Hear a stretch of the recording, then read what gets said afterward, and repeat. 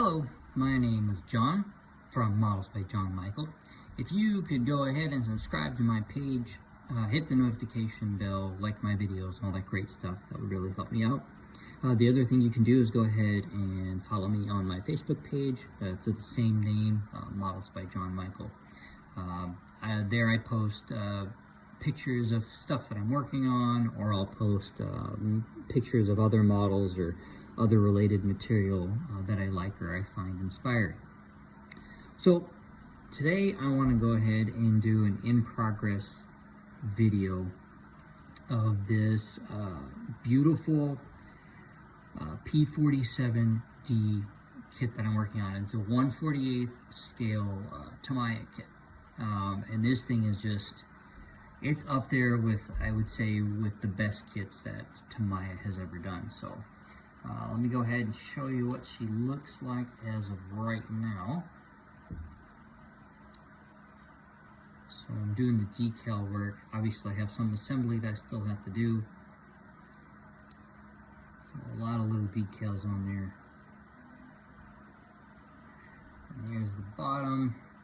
Try not to handle her too much with the decals on it. So the invasion stripes, or the beginning of the invasion stripes on there. There will be some on the wings too. So yeah, I am really enjoying this kit. If you're wondering what's happened with the Viper, Mark II Viper from Battlestar Galactica that I'm working on, I've kind of shelved it for now because the decals on that thing are a complete nightmare. They're fighting me every step of the way, so I've gotten frustrated with it, so I've just kind of set it aside for now, and I'm focusing on this. I'm actually doing the P-47 as part of a group build on one of the Facebook pages that I'm part of. So this is how she sits right now. Beautiful kit. Now the P-47 for me is an aircraft that I really didn't know a whole lot about. So I figured since I'm building this model, I might as well go ahead and learn a thing or two. So now, for those of you that may or may not be aware, this is actually the grandfather, if you will, of the A-10 Thunderbolt, which is actually Thunderbolt 2, which basically is a flying Gatling gun, or flying Vulcan cannon. So they built that gun around that aircraft. Now, the funny thing is, this aircraft's also called a Thunderbolt. They built this aircraft around the engine, believe it or not. Now, even though this thing doesn't look aerodynamic, I mean, it had the nickname of Jug, for crying out loud, because it is, I guess they say it was shaped kind of like a milk jug.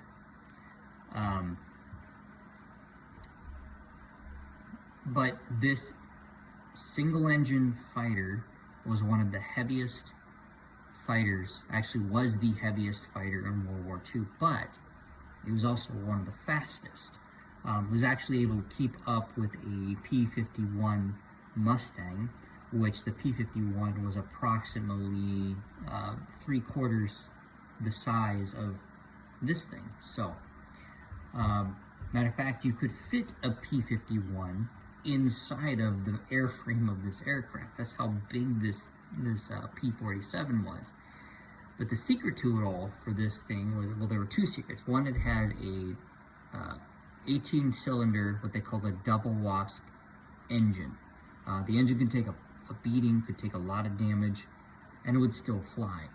Much like the A-10 Thunderbolt of today, or the Warthog of today, the thing can take a beating and it'll still fly. So yeah, this thing will still fly even if you have pistons missing, or there are stories of where they have the pistons coming out of the cowling and punching through the cowling because it took damage, and it was still flying like, nothing was wrong. So the other part of this thing is that back here it had a supercharger in the engine. So basically what happened was that there was airflow and exhaust that was diverted into the supercharger, and the supercharger would divert it back up the airframe into the engine, thus giving the engine a little more, or actually a lot more horsepower. So this thing was also, I mean, to give you an idea, this thing was double the weight of a Spitfire. So it's a big, heavy aircraft. I think takeoff weight, I think could weigh up to 8 tons. So not a light aircraft, but very tough, very reliable, and could take a beating, could deal out a beating because it had 8 .50 caliber machine guns mounted on the wings of this thing. And then it had hard points underneath where it could carry extra fuel tanks to escort bombers. It was a multi-role aircraft, and so they could also mount bombs and missiles and things like that on the bottom of it in order to attack ground targets. So just a few of the really fascinating things I've been learning about this wonderful aircraft, and I can be honest with you, I'm falling more and more in love with this aircraft the more that I learn about it, and just the technological advancements that they put into this aircraft. So for its time, it was one of the most advanced aircraft, single-engine aircraft out there. So it doesn't look like it because it's not the sleek design of like a P-51 or a Spitfire or something like that, because it's got this big, massive opening, for the piston engine on the front here. But yeah, and then the other cool thing too is like underneath the engine here, if I can see that opening down there, that's the air scoop. That air scoop was large enough for a man to crawl into. So because the engine, because of its size, because of the supercharger and things like that, it needed a lot of air to go through that sucker, so that way it would give the horsepower that it needed. There were rumors of this aircraft, I believe, flying at speeds of 505 miles per hour. I think that's unsubstantiated though, but I think the average speed was about 470 or something like that. So very fast single-engine aircraft for its time. So there's also another story of the P-47 busting the sound barrier, breaking the sound barrier. But there again, that's an unsubstantiated claim. So no way to really know that, but the rumors out there. So it's just kind of one of those things that really kind of makes you raise an eyebrow and go, you know what?